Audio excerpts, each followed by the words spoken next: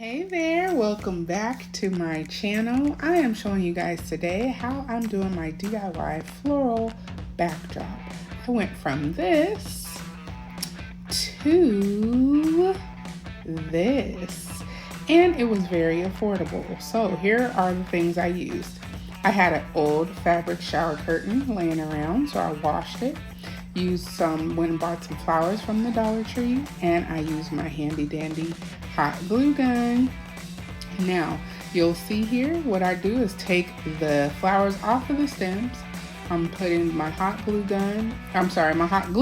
on the flowers, and then I stick them right to the backdrop, which is the shower curtain.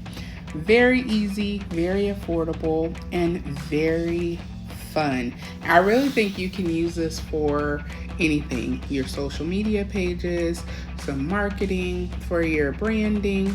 Here we put a filter on. My best friend came over, we tried it out. On this picture, I have some lights up in my room, and I just turned the lights on and took a quick photo. This one is also with a filter on there. So if I didn't tell you it was a shower curtain, I don't believe you would have known. So try it out if you're looking for something affordable as a backdrop for social media or even for parties and stuff. I think this is a good way to go.